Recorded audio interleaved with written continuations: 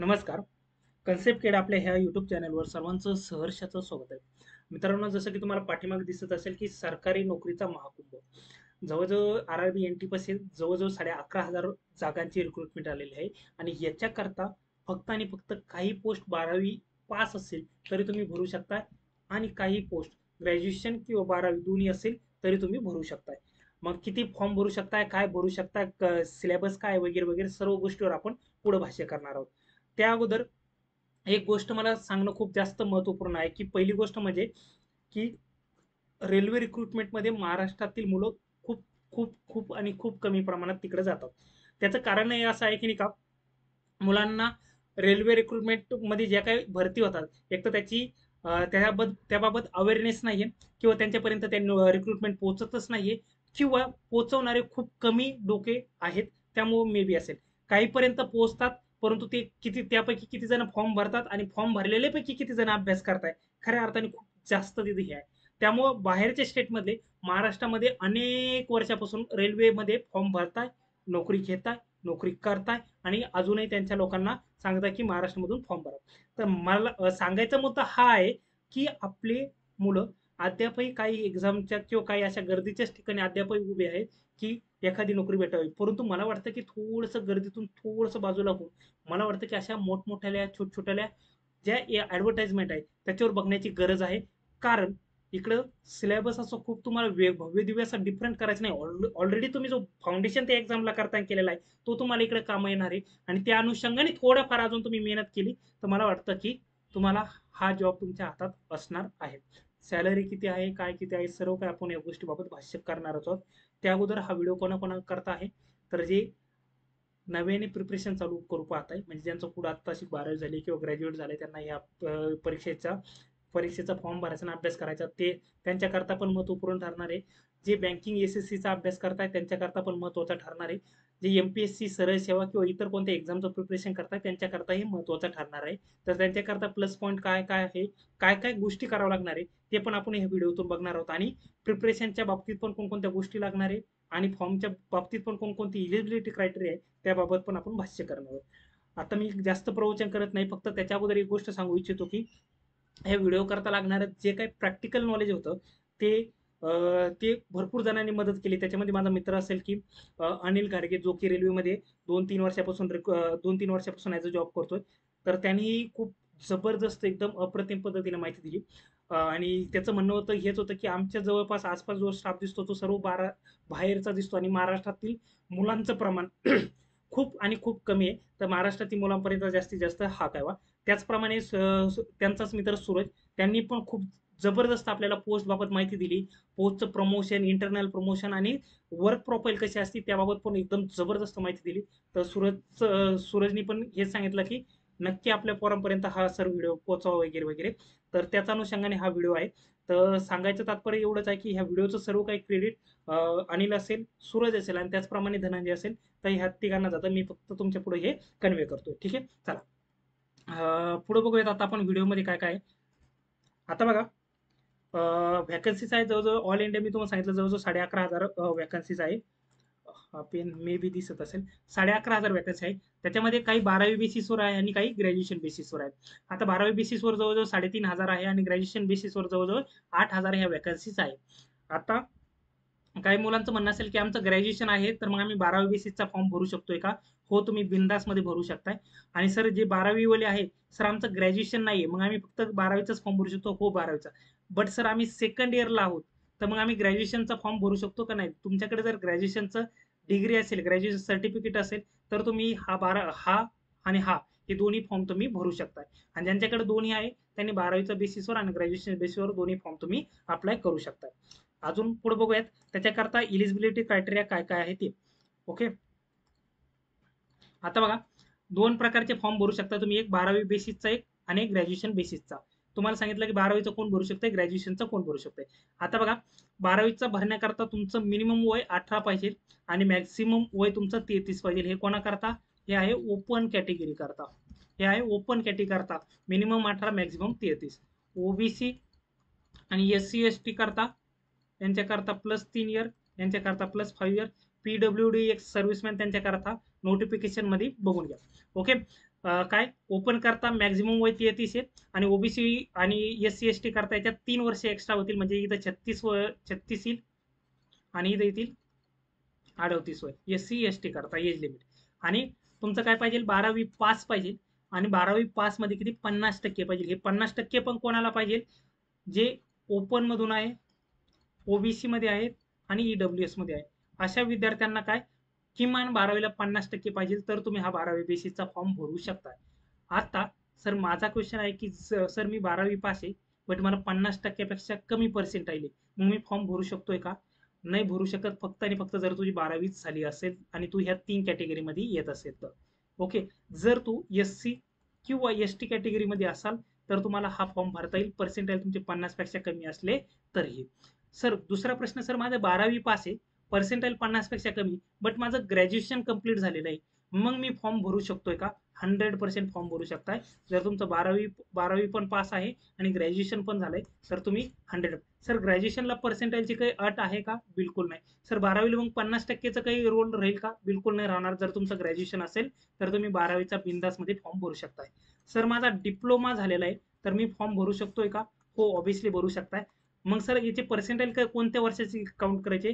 तुम्हाला ॲग्रिगेट करावा लागेल. तो ॲग्रिगेट 50%पेक्षा जादा येतोय का तो बघा. जर तो येत असेल तर तुम्ही फॉर्म भरू शकताय. किंवा जर तुमची डिग्री झाली असेल आणि हे पर्सेंटाईल तुमचे कमी जरी असेल तरी तुम्ही फॉर्म भरू शकताय. ओके.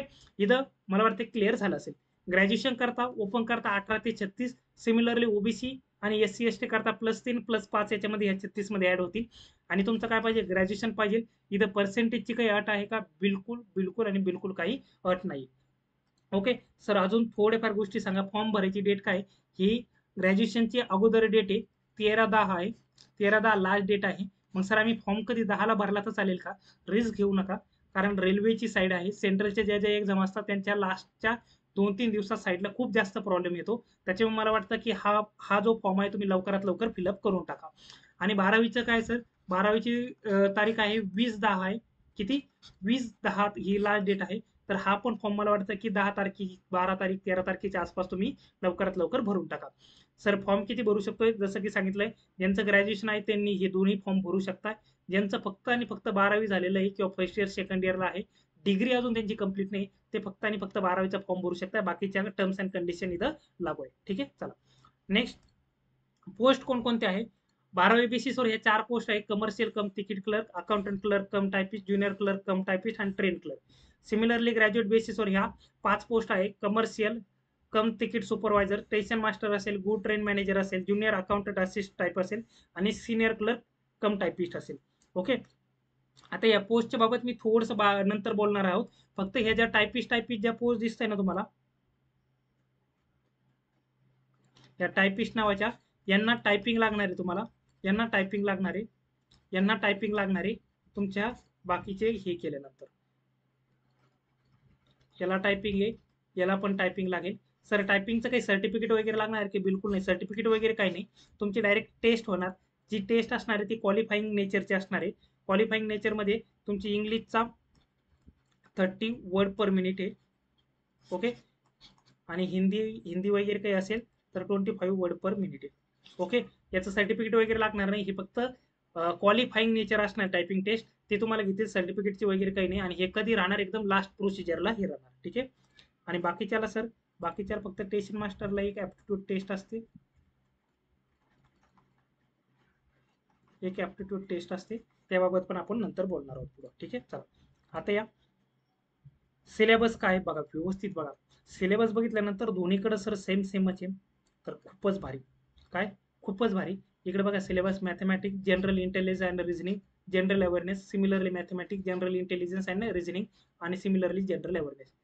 हा सिलेबस तुम्हाला प्रीला आणि मेन्सला पण आहे, म्हणजे सीबीटी 1 आणि सीबीटी 2 ला पण सेम सिलेबस आहे. प्रीचा जो सिलेबस आहे तोच आहे. 12वी बेसिसचा पेपर असो किंवा ग्रॅज्युएशन बेसिसचा पेपर असो, दोन्हीला सिलेबस हाच आहे, प्रीला पण आणि मेन्सला पण आणि 12वीवर आणि ग्रॅज्युएशन वरती पण. मॅथमॅटिक्स, जनरल इंटेलिजन्स, रिझनिंग आणि जनरल अवेअरनेस. आता इथं बघा बेनिफिट कशा कशा प्रकारे होणार आहे आपल्याला बघूया. ओके. आता जी मुलं बँकिंगचं प्रिपरेशन करत आहे ना, बँकिंग किंवा एस एस सी सीजीएल, तर पहिले मी बँकिंगचंच मुलांचं बोलतो. ओके.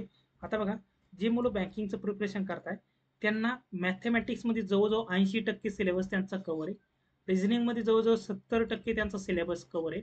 आणि जनरल अवेअरनेसमध्ये काही नाही म्हटलं तरी आपल्याला नाही का करंट अफेअरवाला एवढाच पार्ट आपला काय असणार आहे, कव्हर असणार आहे. म्हणजे म्हणजे बँकिंगची जे मुलं आहे तर त्यांना फक्त आणि फक्त मॅथमॅटिक्सचं थोडंफार करणं आहे, इंटेलिजन्सचं थोडंफार करणं आहे आणि जनरल अवेअरनेसचं थोडं जास्त फोकस करणं आहे. याच्यावर जर फोकस केला तर तुमचं 100% काम होऊ शकतंय. ओके. मॅथमॅटिक्सची का बँकिंगच्या मुलांचं, कारण मॅथमॅटिक्सचा प्रीला तर खूपच सोपे क्वेश्चन असतात, खूप आणि खूपच सोपे क्वेश्चन असतात. बट मेन्सला ज्यावेळेस लेवल वाढेल ना त्यावेळेस तुम्हाला बँकिंगचा खूपच जास्त बेनिफिट होईल, कारण त्या लेवलचे क्वेश्चन आपण सर्वांनी सॉल्व्ह केलेले. मेन्स लेवलला सर इकडे लेवल कोणती राहील, आपली लेवल राहील मेन्स लेवलला RRB PO pre level. RRB PO pre, मी IBPS PO प्रीचे पण वर्ड प्रॉब्लेम वगैरे त्या टाईपची लेवल बोललो नाही, मी RRB PO प्रीची लेवल बोललो. ही पण थोडीशी मला वाटतं जादा झाली, थोडीशी कमी राहील. ओके. किंवा PO प्री लेवल ही राहील बँकिंगच्या मुलांसाठी मॅथमॅटिक्स आणि रिझनिंगची लेवल. रिझनिंगमध्ये काही टॉपिक डिफरंट आहे जे तुम्हाला 30% मध्ये ते कव्हर करावं लागेल. मॅथमॅटिक्समध्ये पण काही टॉपिक डिफरंट आहे ते कव्हर तुम्हाला करावं लागेल. करायलाच पाहिजे का, मी म्हणेल हो करायलाच पाहिजे, कारण तुमच्या हातातले मार्क आहे आणि जे टॉपिक राहिलेले ते काय असं भव्य दिव्य असं काय त्याच्यात विशेष करायचं नाही. बट सर्वात मॅक्झिमम फोकस ज्यांना करायचंय त्यांनी ह्या जनरल अवेअरनेस वरती आता फोकस केला. हा तुमचा सिलेक्शन करता सर्वात महत्वाचा पैलू ठरणार आहे बँकिंग करता. आता दुसरं येतो मी कोणतं, SSC करता. तर SSC वाले पोरं फॉर्म भरणारच आहे, कारण त्यांचा जवळजवळ सिलेबस हाच आहे, तर ते 100% फॉर्म भरणारच आहे. तर SSC CGLचे जे करणारे मुलं आहे तर ते 100% हा फॉर्म भरायलाच पाहिजे. नसेल भरणार तरी भरा. जॉईन करायचं नाही करायचं सिलेक्शन कुठं काय कसं कसं ते पुढचं लास्टला सिलेक्शन झाल्यानंतर बघता येईल. त्याच्यानंतर झालं SSC जेल झाल्यानंतर MPSC मधली मुलं. आता MPSC मधल्या मुलांना बघा, मी इकडे लिहितो हे ग्रॅज्युएशनच्या याच्यामध्ये 12वी आणि ग्रॅज्युएशन ही सिलेबस सेमच आहे म्हणून मी इकडे लिहिलंय. ओके. आता MPSCच्या मुलांचं बघा, MPSCच्या मुलांचं हा जो पार्ट आहे ना हा खूप चांगला आहे. आणि सर्वात प्लस पॉईंट इथं तुमचा होतो की तुम्हाला हा सब्जेक्ट आहे general awareness, mathematics and reasoning पेक्षा ह्या सब्जेक्टला वेटेज जादा आहे, प्रीला पण आणि मेन्सला पण. त्यामुळे ह्या सब्जेक्ट करता तुम्हाला खूप चांगल्या प्रकारे बेनिफिट होतो जनरल अवेअरनेसमध्ये. मॅथमॅटिक्समध्ये तुमच्या जेवढे हे मुलं आहे तर यांना प्रीला काही इतका प्रॉब्लेम येणार नाही. तरी यांचा जवळजवळ आपण बघितलं तर 50 ते 60% सिलेबस यांचा कव्हर असेल मॅथमॅटिक्सचा. रिझनिंगचा हे मुलं चांगले असतात तर 70 ते 80% हे मुलांनाच हे असेल. बट MPSC मधले मुलं जवळजवळ अरिथमॅटिक म्हणजे वर्ड प्रॉब्लेमला त्यांना थोडंसं काम करावं लागेल. वर्ड प्रॉब्लेम, त्याच्यानंतर ट्रिग्नोमेट्री, मेन्शुरेशन, तर ह्या गोष्टीवर त्यांना काम करावं लागेल. स्टॅटिस्टिक्स वगैरे ह्या गोष्टीवरती त्यांना थोडंसं काम करावं लागेल. आणि सांगायचं तात्पर्य हे झालं की इकडचा थोडासा रेल्वेचा पॅटर्न आहे ना थोडासा डिफरंट असतो. त्यामुळे MPSCच्या मुलांनी थोडंसं प्रिपरेशन करत असताना थोडेसे प्रिव्हियस इयर क्वेश्चन वगैरे आणि यांची इकडचे पॅटर्न बघा, जेणेकरून तुम्हाला बेनिफिट होईल. कारण MPSCचा थोडासा मॅथमॅटिक्स डिफरंट असतो, रेल्वेचा थोडासा डिफरंट असतो, त्यामुळे ती काळजी घ्यायची. त्याच्यानंतर सरळ सेवा वगैरे सेम, सरळ सेवाचा पण जनरल अवेअरनेस वगैरे छान असतो. मॅथमॅटिक्स त्यांचा ठीकठाक आहे, म्हणजे इतका पण बेस्ट नाही बट ठीकठाक आहे. हा, रिझनिंगचे पण त्यांचं छान असतं. तर मला वाटतं की तुम्हाला जनरल अवेअरनेस छान आहे तर ह्या बाकीच्या दोन गोष्टीवर तुम्हाला काम करावं लागेल जेणेकरून तुम्हाला आउटपुट येईल. आणि MPSCच्या मुलांनी पण मॅथमॅटिक्सवर थोडंसं काम केलं, रिझनिंग पण तुमचं छान असतं, बट रिझनिंगचे थोडेफार टॉपिक जसे की सिटिंग असेल, त्याच्यानंतर क्रिटिकल रिझनिंग वगैरे ते टॉपिक असेल तर त्याच्यावरती तुम्हाला थोडंसं काम करावं लागेल. बाकीचं तुमचं रिझनिंग छान असतं. आणि जनरल अवेअरनेस वरती तर तुम्ही ऑलरेडी बाप लोक आहात. तर त्याच्यामुळे मला वाटतं की इथं तुम्हाला बेनिफिशियल होणार आहे. ओके. प्रीला पण आणि मेन्सला पण. चला आता पुढे जाऊयात, सिलेबस काय काय ते बघूयात. आता इथं बघा सिलेबस आहे नंबर सिस्टम. नंबर सिस्टम मध्ये भरपूर आपले prime number, whole number, natural number, त्याच्यानंतर को प्राईम असेल, इवन ऑड असेल, इंटिजर असेल, त्याच्यानंतर आपलं हे असेल, काय बोलतो त्याला, इंटिजर झाले, फ्रॅक्शनल झाले, इरॅशनल झाले, रॅशनल झाले, तर हे सर्व. त्याच्यानंतर नंबर सिस्टीममध्ये तुम्हाला डिव्हिजिबिलिटी टेस्ट वगैरे वगैरे वगैरे ते सर्व काही येतील. त्याच्यानंतर अजून डिव्हिजिबिलिटी टेस्ट झाल्यानंतर युनिट डिजिट वगैरे ते विचारत असतात पेपरला, तर ते पण इथं महत्वाचं आहे. पॉवर देतात त्याचा युनिट डिजिट वगैरे काय, तर ते नंबर सिस्टीममध्ये. डेसिमल माहिती आहे, फ्रॅक्शन माहिती आहे, LCM, SCF, ratio, proportion, word प्रॉब्लेमचा टॉपिक, पर्सेंटेज, मेन्शुरेशन महत्वाचा राहील. टाइम अँड वर्क, मेन्शुरेशन का, कारण मेन्शुरेशन वरती 100% क्वेश्चन येतो प्रीला पण आणि मेन्सला पण. Time and work, time speed distance, simple interest, compound interest, profit loss, elementary algebra, geometry, trigonometry, elementary statistic. Elementary algebra मध्ये काय असतं, एकच मिनिट.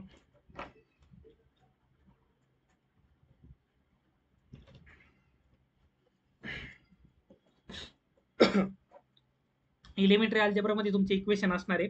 मग लिनियर इक्वेशन असेल, लिनियर इक्वेशन विथ 2 व्हेरिएबल असेल, क्वाड्रॅटिक इक्वेशन असेल, क्युबिक इक्वेशन असेल, quadratic equation, linear equation 2 variable 3 variable असेल, पॉलिनॉमियल्स असेल, तर हे अल्जेब्रामध्ये येतील. जॉमेट्रीमध्ये सर्कलच्या प्रॉपर्टी वगैरे येतील, क्वाड्रिलॅटरल येतील, त्याचे different types, rectangle, square, rhombus, trapezium, त्याच्यानंतर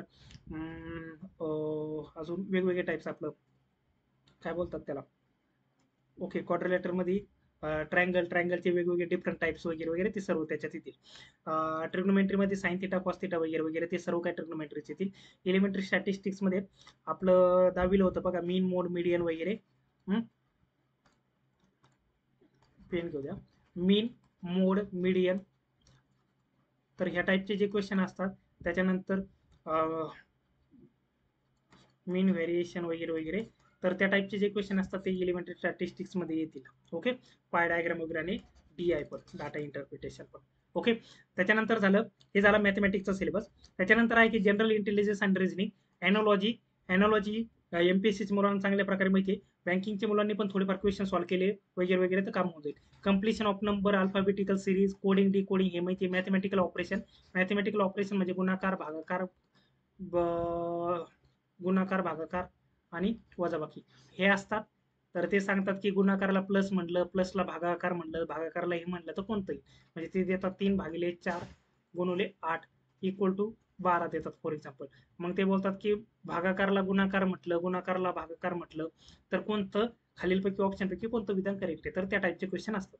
सिमिलॅरिटीज असेल, डिफरन्सेस असेल, रिलेशनशिप असेल, अनालिटिकल रिझनिंग येईल, सिलॉलिझम येईल, जम्बलिंग येईल, Venn diagram, puzzle, data insufficiency, statement, conclusion, statement, course and action, हे आपलं क्रिटिकल रिझनिंग, डिसिजन मेकिंग आणि इंटरप्रिटेशन ऑफ ग्राफ्स वगैरे.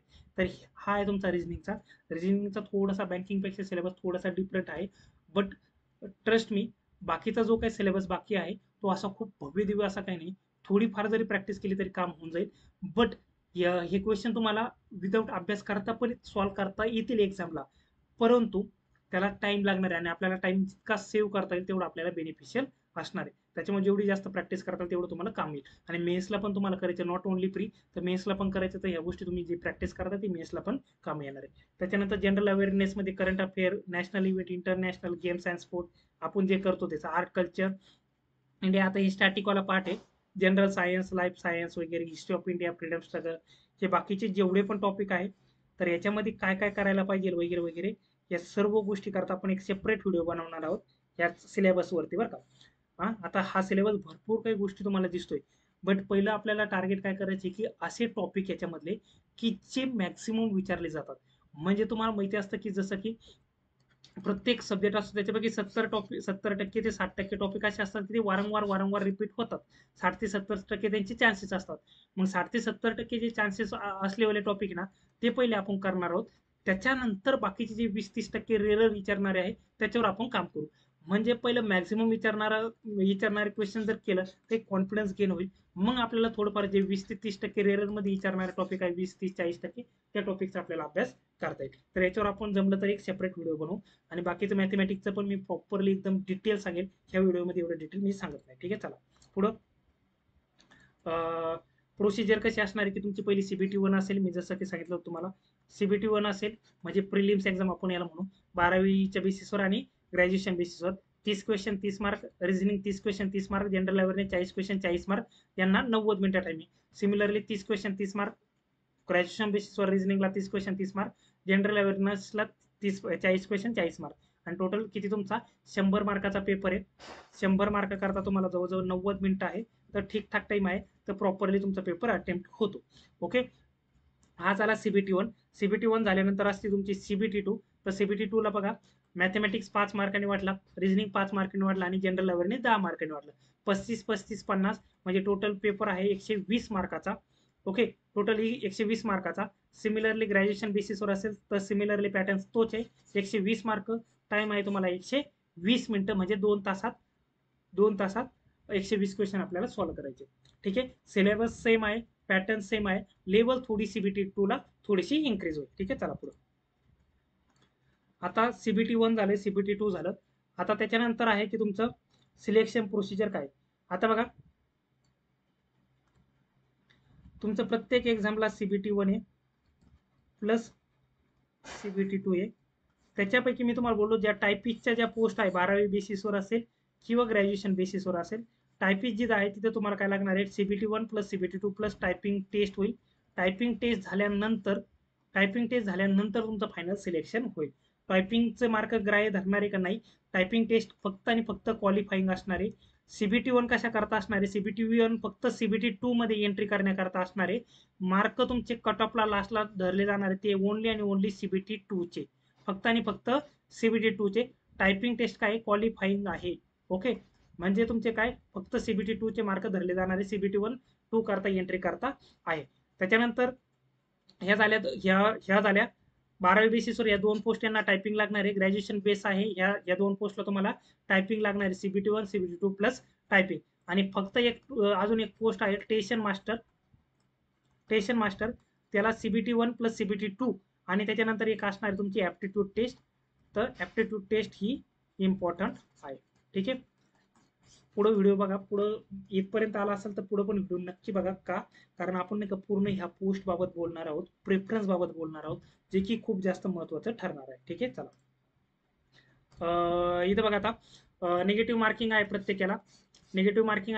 म्हणजे प्रत्येक क्वेश्चन, एक जर क्वेश्चन तुमचा रॉंग झाला तर 1/3 पेनल्टी तुम्हाला लागणार आहे. म्हणजे एक क्वेश्चन रॉंग झाला तुमचा, तिथून 1 मार्काला क्वेश्चन असेल तर 0.33 मार्क काय होणार, तिथून रिड्यूस होणार आहे. ओके सर, नॉर्मलायझेशन होईल का? हो, नॉर्मलाइज होणार आहे, कारण खूप डिफरंट शिफ्टमध्ये पेपर होतात, त्याच्यामुळे याच्यामध्ये नॉर्मलायझेशन 100% होतं.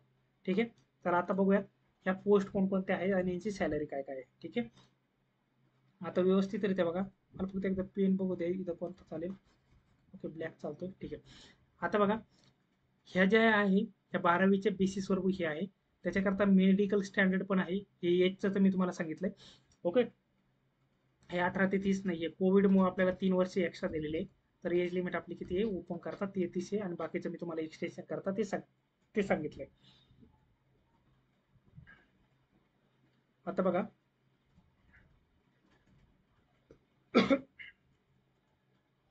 इथे बघा, commercial cum ticket clerk, account clerk, junior clerk आणि ट्रेन क्लर्क, ह्या जवळजवळ 4 पोस्ट आहे.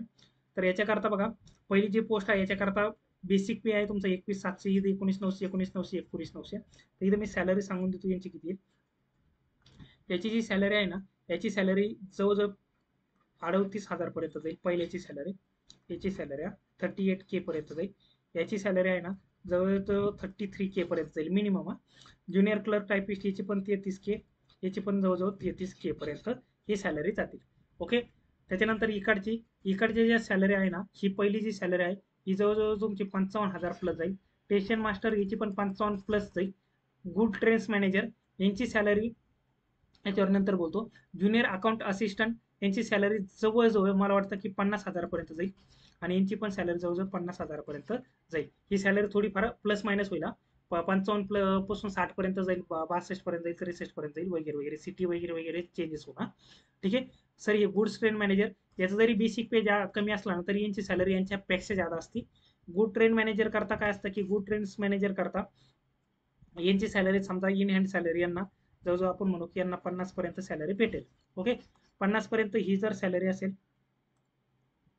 तर यांना एक नाही का किलोमीटर अलाउन्स असतो. म्हणजे ही जी पोस्ट आहे ही ट्रेन मधली पोस्ट आहे, ही ट्रेन मधली जी पोस्ट आहे याच्यामध्ये त्यांना पर किलोमीटरला काय भेटतात, पैसे भेटतात.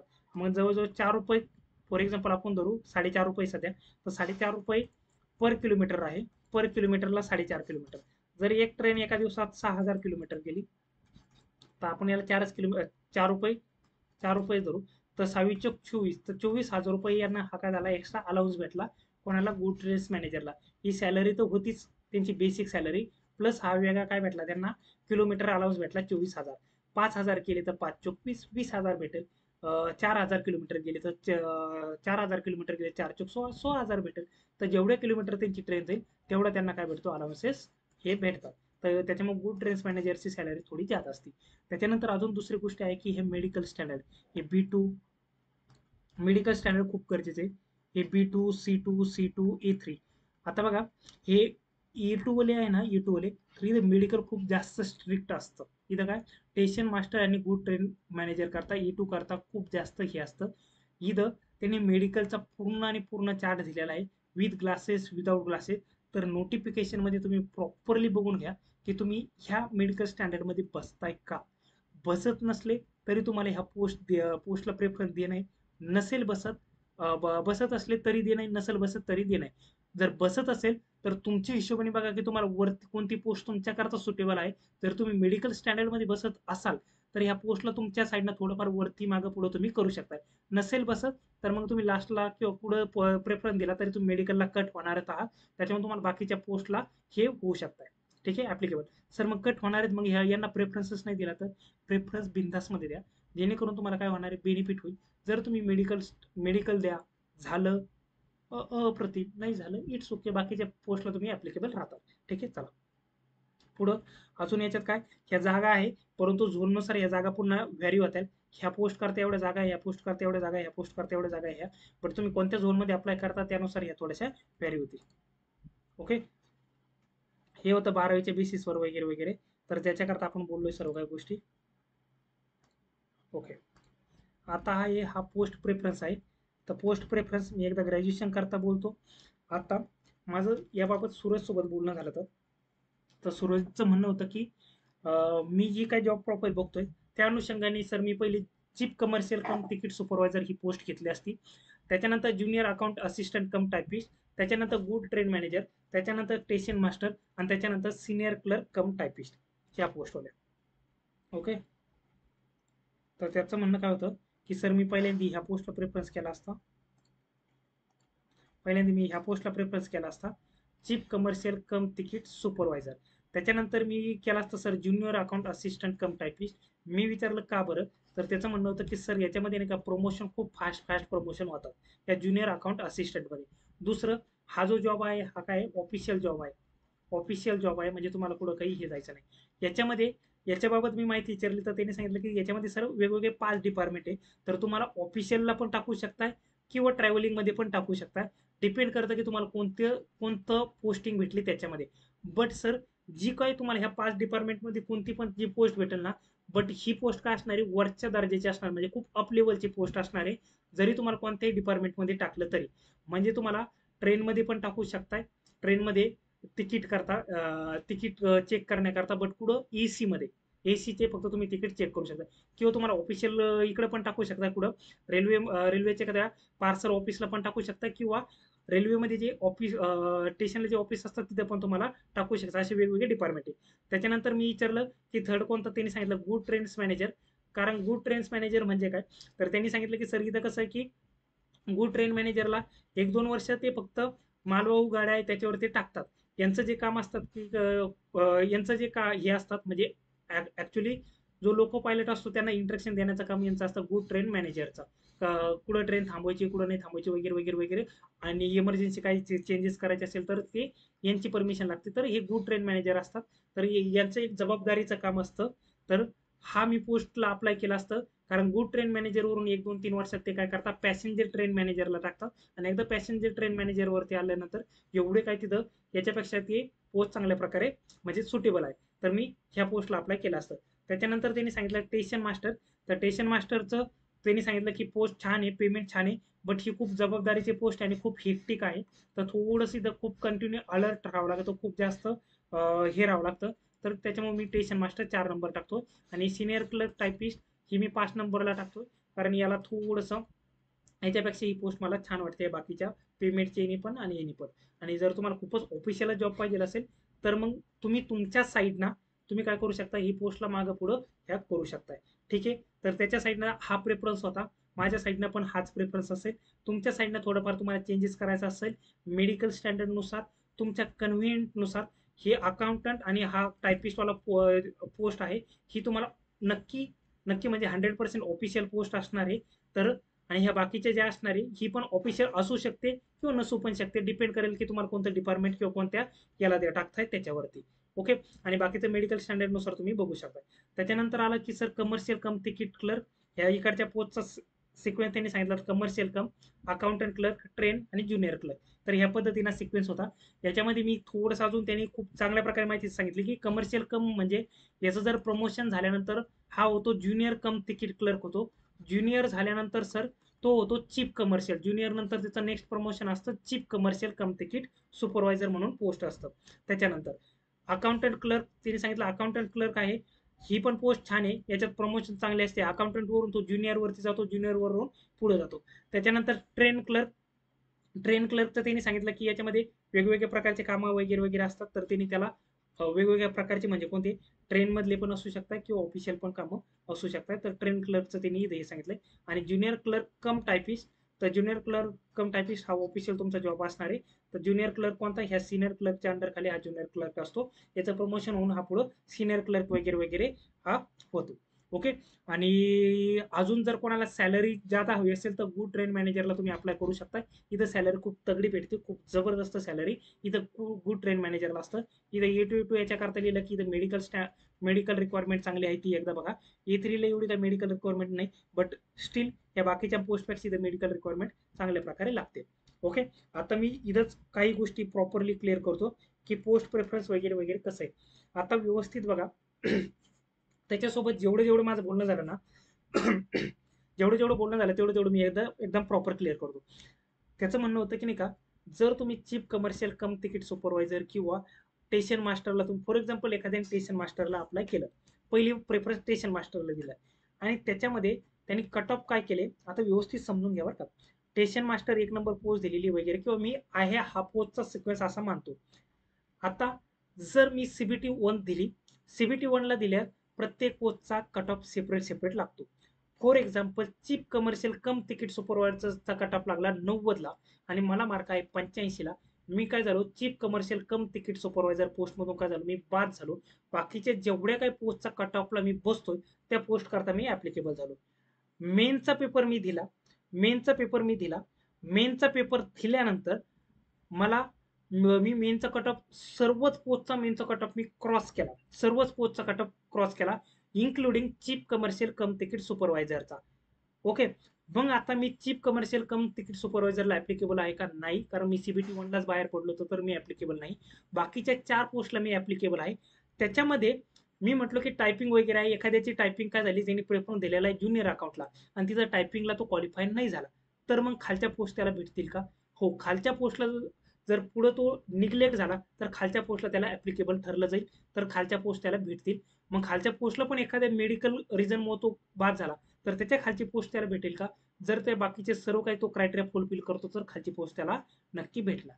फक्त जो तुम्ही प्रेफरन्स देताय त्या पहिल्या प्रेफरन्सला जर तुम्ही क्वालिफाय झाले तर तुम्हाला ती पोस्टिंग भेटणार आहे. ओके. तर सांगायचं तात्पर्य काय की इथं ज्या ज्या प्रकारे तुम्ही प्रेफरन्स देताय त्या प्रेफरन्सनुसार तुम्हाला सिलेक्ट केलं जाईल. CBT 1ला पण तुम्ही क्वालिफाय व्हायला पाहिजे, तो कट ऑफ क्लिअर करायला पाहिजे आणि CBT 2ला पण तुम्ही क्वालिफाय करायला पाहिजे. सिमिलरली 12वीच्या बेसिसच्या पोस्टचं पण सिमिलरली आहे की तुम्ही ज्या प्रकारचा प्रेफरन्स देताय अगदी त्या प्रकारच्या प्रेफरन्सने तुम्हाला तिथं काय केलं जाणार आहे, पहिल्यांदी प्रायोरिटी दिली जाणार आहे. भलेही एखाद्या पोस्टचा तुम्ही कट ऑफ ज्यादा, एखादी पोस्ट भारी आहे त्याचा कट ऑफ पण तुम्ही क्रॉस केला, बट प्रेफरन्स तुम्ही दुसऱ्या पोस्टला वरती दिलेला आहे, त्या पोस्ट करता तुम्हाला पहिलं अप्लाय हे केलं जाईल, कन्सिडर केलं जाईल. ठीक आहे. चला, आता आहे व्हॅकन्सीज झोन वाईज. तर एवढ्या वेगवेगळ्या व्हॅकन्सीज आहेत झोन वाईज. ओके. आता इथं बघा, ह्या वेगवेगळ्या व्हॅकन्सीज आहेत झोन वाईज. तर कोलकातामध्ये जवळजवळ 1382 जागा आहे. इथं 827 आहे. त्याच्या 827 कुठं आपलं मुंबई रिजनला आहे. त्याच्यानंतर अजून कुठं दिसत आहे ज्यादा, हे 758 दिसत आहे भुवनेश्वरला. ओके. आणि बाकीचे 516 वगैरे वगैरे वगैरे इकडं तुम्हाला दिसतात. तर आता हे कोणतं होतं, या व्हॅकन्सी आहे ग्रॅज्युएट बेसिसवरती.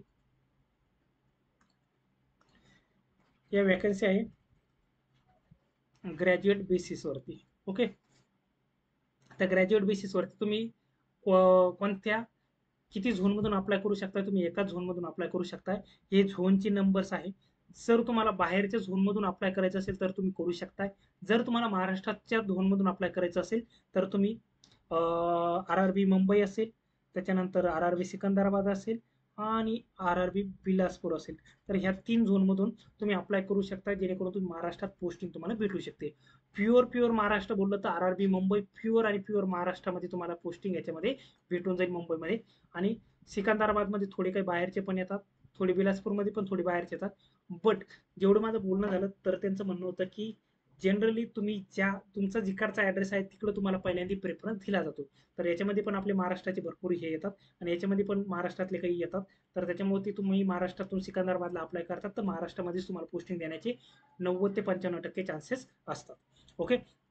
तर आता इथं या व्हॅकन्सीनुसार तुम्हाला वाटलं की बाहेरच्या स्टेटमधून अप्लाय करायचं तर तुम्ही बिंदास करू शकता.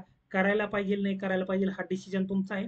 तुम्ही तुमच्या अभ्यासानुसार तुमच्या प्रिपरेशननुसार कोणत्या झोनमध्ये मागच्या वेळेस कट ऑफ किती लागला तर काय लागला तर तुम्हाला काय वाटतंय की कोणत्या झोनमध्ये कमी जादा लागेल त्या अनुषंगाने तुम्ही बाकीच्या अदर झोनमध्ये फॉर्म भरू शकताय.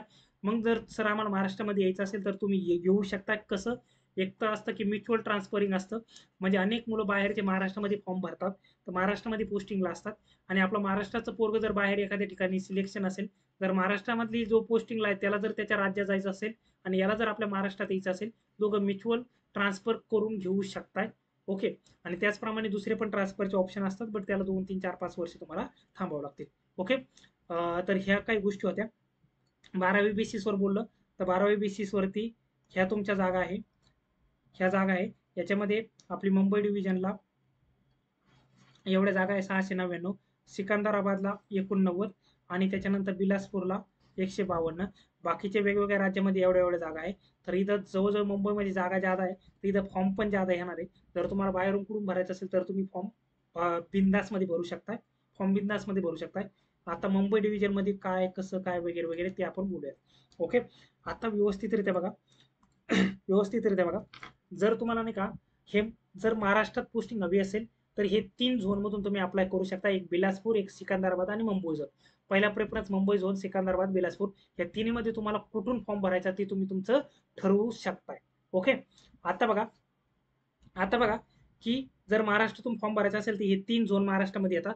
अदर स्टेटमधून जर तुम्हाला फॉर्म भरायचा असेल तर बाकीच्या जागा बघा, जुनी कट ऑफ बघा, त्या अनुषंगाने तुम्हाला ग्रॅज्युएशन बेसिसवर आणि 12वीच्या बेसिसवर फॉर्म तुम्ही भरू शकता. आता बघा मुंबई झोनमध्ये 3 रिजन येतात, एक सेंट्रल, एक वेस्टर्न आणि एक सेंट्रल साऊथ सेंट्रल रेल्वे. बरं का, सेंट्रल रेल्वे, वेस्टर्न रेल्वे आणि साऊथ सेंट्रल रेल्वे. आता हे थोडंसं स्क्रीन खाली गेली असो.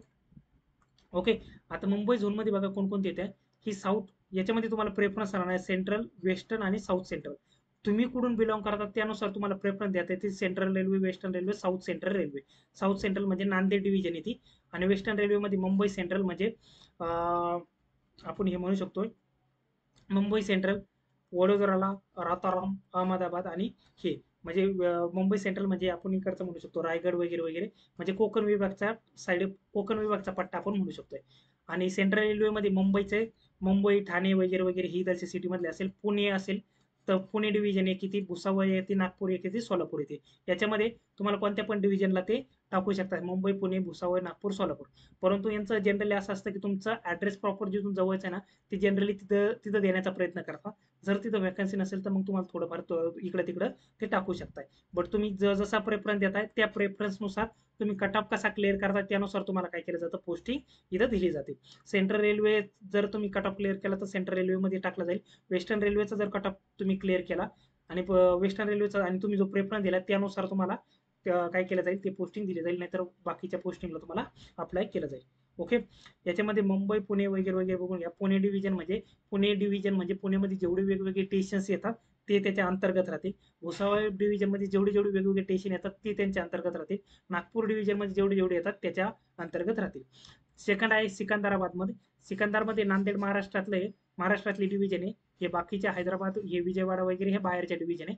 तर तुम्हाला जर नांदेड डिव्हिजन दिली तर नांदेड म्हटलं तर औरंगाबाद, जालना वगैरे वगैरे, परभणी वगैरे वगैरे हे सर्व नांदेड डिव्हिजनच्या अंतर्गत येतं. जर तुम्ही महाराष्ट्रामधून फॉर्म भरताय तर मोस्ट ऑफ चान्सेस आहे की तुम्हाला ह्या डिव्हिजन देण्याचं, कारण हे जे बाहेरचे पोरं भरणार आहे तर जनरली हे प्रेफरन्स त्यांच्या यांना देणार आहे. आणि जर तुम्ही महाराष्ट्रामधून भरताय तर जनरली प्रेफरन्स तुम्हाला नांदेड देता येईल. त्याच्यामुळे इथं पण चान्सेस चांगल्या प्रकारे आहे. जवळजवळ 90 ते 95% चान्सेस आहे की तुम्हाला महाराष्ट्रात पोस्टिंग भेटण्याचे.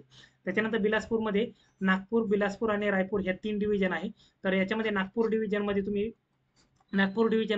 जर तुम्हाला पोस्टिंग चांगल्या प्रकारे भेटू शकते, सिमिलरली 90 ते 95% चान्सेस आहे तुम्हाला इकडे भेटू शकते. जर इथं नसेल तर थोडंफार तुम्हाला इकडे जाऊ शकताय, बट तुम्ही कधी पण इकडे जशी वॅकन्सी होईल तसं तुम्ही इकडे येऊ शकताय. ठीक आहे. तर ह्या डिव्हिजनमध्ये जर तुम्हाला महाराष्ट्रामध्येच पोस्टिंग हवी असेल तर मुंबई झोन, सिकंदराबाद झोन आणि बिलासपूर झोन तुम्ही भरू शकताय. त्याच्यानुसार तुम्ही जागा जागा बघा, ग्रॅज्युएशन बेसिसवर किती आहे आणि 12वीच्या बेसिसवर किती आहे. ठीक आहे. चला आता पुढे जाऊयात, कारण खूप जास्त व्हिडिओची लेंथ झाली. या सर्व काही जागा आहे त्या मुंबई रिजन आहे. तर मुंबई रिजन करता तुम्हाला पोस्ट वाईज किती किती जागा आहे ते सर्व काही इथं माहिती आहे. त्याच्यानंतर तुमच्या कॅटेगरीनुसार इथं किती किती जागा आहे, ह्या सर्व काय आहे याचा स्क्रीनशॉट काढून घ्या, किंवा ऑफिशियल नोटिफिकेशन मध्ये खाली स्क्रोल केल्यानंतर तुम्हाला सर्व काही गोष्टी प्रॉपर पद्धतीने पाहायला भेटतील. तर त्या गोष्टी नक्की नक्की नक्की बघा.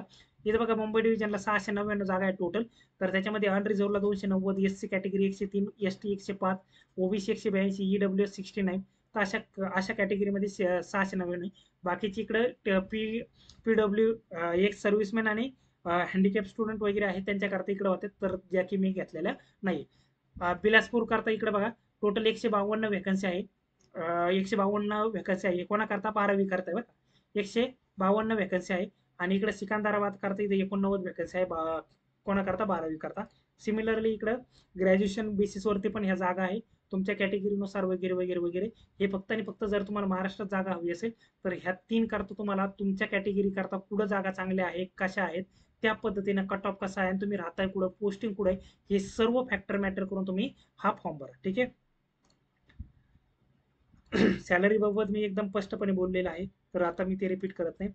आणि हे फायनली याचे एक कन्क्लुजन, गुड ट्रेन मॅनेजर करता CBT 1 CBT 2, टायपिंगच्या ज्या पोस्ट आहेत त्यांना टायपिंग स्किल टेस्ट लागणार आहे. याच्याकरता CBT 1 CBT 2 हे फक्त चीफ कमर्शियल करता. स्टेशन मास्टर करता एक तुमची ॲप्टिट्यूड टेस्ट असती. त्याच्यानंतर हे 12वी बेसिसवरच्या ह्या ज्या टायपिस्टवाले पोस्ट आहे त्यांना टायपिंग स्किल आहे, बाकीच्या ज्या 2 पोस्ट आहे त्यांचं फक्त CBT 1 CBT 2 क्वालिफाय केलं तरी तुमचं हे एक्झाम पॅटर्न प्रीचा 40 question 40 mark, general awareness mathematics 30 question 30 mark, general intelligence 30 question 30 mark हे ऑलरेडी घेतलं आपण 90 मिनिटाचा टाइम आहे. आणि मेन्सला 50 question 50 mark, general awareness 35 question 35 mark, general reasoning 35 question 35 mark, 120 मिनिटं 120 मिनिटं टायमिंग, आणि 1/3 काय निगेटिव्ह सिस्टम आहे. आय होप, मला वाटतं की नोटिफिकेशन प्रॉपर पद्धतीनं तुम्हाला कव्हर झाली असेल. या व्यतिरिक्त जर तुमचे काही डाऊट असेल तर कमेंट बॉक्समध्ये टाका, जेणेकरून मी प्रॉपर पद्धतीने तुम्हाला कन्व्हे करेल. आणि हा व्हिडिओ कसा वाटला, काय वाटला वगैरे नक्की हे करा. आणि एक माझी कळकून विनंती असेल, तुम्ही लास्टपर्यंत व्हिडिओ बघितला तर 100% तुम्ही अप्लाय करा करा आणि कराच. बाकीचा अभ्यास काय आहे, अभ्यास आहे किंवा नाही आहे, त्या गोष्टी पुढे बघू. कशातून अभ्यास करायला पाहिजे, काय करायला पाहिजे ते आपण याच्यात सांगणार होतो. कोणत्या मॉक टेस्ट, कोणते सोर्सेस, कोणते व्हिडिओ लेक्चर फॉलो करायला पाहिजे तेही आपण सांगणार होतो. परंतु ह्या व्हिडिओमध्ये मी सांगत नाही, कारण ऑलरेडी हा व्हिडिओ खूप मोठा झालाय. तर आपण दुसरा सेपरेट एखाद्या व्हिडिओमध्ये मी त्यावेळेस सोर्सेस वगैरे प्रॉपरली सांगेन. आणि अजून एक सांगतोय, महाराष्ट्रातील विद्यार्थ्यांनी ज्यांनी जे सरळ सेवेचे हे क्लासेस घेत आहे त्यांनी पण भरपूर जणांनी हे बॅचेस काढल्या, परंतु त्या लेवलपर्यंत ते खरंच प्रीचं मे बी कव्हर करतीलही, परंतु मेन्स लेवलचा खरंच त्यापर्यंत कव्हर करतील का, त्याबाबत थोडीशी दुविधावस्था आहे. त्यामुळे एकदा प्रॉपर पद्धतीने बघा, कारण कन्सेप्च्युअल याच्यामध्ये कन्सेप्च्युअल नॉलेज असणं खूप जास्त गरजेचं आहे मॅथमॅटिक्स आणि रिझनिंगमध्ये. कारण क्वेश्चन जसे की आपले बाकीच्या एक्झामला सेम सेम पॅटर्न येतात, तसे की रेल्वेला सेम पॅटर्न येतात, परंतु कन्सेप्च्युअल जर तुम्ही स्ट्रॉंग असाल तर कोणताही क्वेश्चन मेन्स प्रीला तर तुम्ही मे बी निघून जाताल, बट मेन्सला कन्सेप्च्युअल जर स्ट्रॉंग असेल तर कसाही क्वेश्चन आला तर तुम्हाला प्रॉब्लेम होणार नाही. म्हणून सांगतो की तुम्ही जिथं पण बॅच लावताल अशाच ठिकाणी बॅचेस लावा की ज्यांना एक दांडगा अनुभव आहे. आणि आणि तिथं काय असणार आहे की कन्सेप्च्युअल तुम्हाला शिकवलं जाणार आहे. हा क्वेश्चन आला असा सॉल्व्ह करायचा, असं ह्या पद्धतीची अप्रोच घेऊ नका. तो असाच का सॉल्व्ह केला ह्या गोष्टी सांगणारे जिथं जिथं फॅकल्टी असेल तो क्लास तुम्ही बिंदासमध्ये लावू शकताय आणि तुम्ही तुमचं सिलेक्शन घेऊ शकताय. बाकीचे तुमचे अदरवाईज काही डाऊट असेल वगैरे असेल तर बिंदासमध्ये कमेंट बॉक्समध्ये टाका, जेणेकरून मी तुमच्या त्या कमेंटला रिप्लाय करेल, तुमचे जे काही छोटे डाऊट असतील ते. आणि याखेरीज अजून पण ती नोटिफिकेशन खूप मोठी आहे. याखेरीज बाकी जे जे काही तुमच्या गोष्टी असतील त्या नोटिफिकेशनमध्ये प्रॉपर ती बघा, नोटिफिकेशन प्रॉपरली बघत चला. हवं तर ह्या व्हिडिओची लिंक आपल्या टेलिग्राम चॅनलला असेल, टेलिग्राम चॅनलची लिंक मी काय करतो, टेलिग्राम चॅनलची लिंक काय करतो मी आपल्या कमेंट बॉक्समध्ये टाकतो. आणि आम्ही रेल्वे करता एक टेलिग्राम ग्रुप पण ठेवणार आहोत, जेणेकरून तुम्हाला काय होईल त्या टेलिग्राम ग्रुपमध्ये अपडेटेड कंटेंट वगैरे PDF वगैरे सर्व काही आपण त्याच्यामध्ये प्रोव्हाइड करत जाऊ. प्रिव्हियस इयर क्वेश्चन पेपर जे असतील ते पण तिथे आपण प्रोव्हाइड करत जाऊ, जेणेकरून तुम्हाला हे टेलिग्राम ग्रुपची लिंक कुठे भेटेल तुम्हाला. टेलिग्राम ग्रुपचे अजून रेल्वेचा ग्रुप आम्ही तयार केलेला नाही आहे, बट पहिला जो ओरिजिनल आमचा टेलिग्राम ग्रुप आहे त्याची लिंक मी कमेंट बॉक्समध्ये टाकतो, तिथून जॉईन करा. किंवा डिस्क्रिप्शनमध्ये पण लिंक आहे, बट भरपूर मुलांचं म्हणणं होतं तिथून आम्ही एरर येतोय. एक तर कमेंट बॉक्समधून जॉईन करा, किंवा जर तुम्ही खूप दिवसानंतर हा व्हिडिओ बघताय वगैरे वगैरे, तर मला वाटतं की तुम्ही आपलं यूट्यूब चॅनलला इन्स्टाची पण माझी लिंक दिलेली आहे. इन्स्टाच्या लिंकवरून मला इन्स्टाला एक मेसेज करू शकता, मी तिथून तुम्हाला टेलिग्रामची लिंक देईल. ह्या ग्रुपला हे झाल्यानंतर रेल्वेच्या ग्रुपची लिंक तुम्हाला या टेलिग्राम ग्रुपवरच भेटेल. बाकीचे अजून अपडेटेड जे आहे ते पण तुम्हाला ह्या ग्रुपवर आपण दिल्या जाईल. ओके. आणि बाकी काही तुमचे डाऊट वगैरे असेल तर नक्की टाका. व्हिडिओ कसा वाटला, काय वाटला वगैरे ते. आणि पुन्हाच एकदा ज्यांनी ज्यांनी ह्या व्हिडिओ करता मदत केली, अनिल असेल, सूरज असेल, त्याचप्रमाणे धनंजय असेल आणि बाकीचे भरपूर सर्व काही, तर नक्की थँक्यू सो मच. तुमच्यामुळे हजारो महाराष्ट्रीयन विद्यार्थ्यापर्यंत हा व्हिडिओ जातोय. तर मला वाटतं की तुमच्यापर्यंत गेला असेल तर बाकीच्या विद्यार्थ्यांना पर्यंत पण हा व्हिडिओ पाठवा. आणि व्हिडिओ आवडला असेल तर नक्की लाईक, शेअर आणि सबस्क्राईब करायला विसरू नका. चलो bye bye bye bye bye.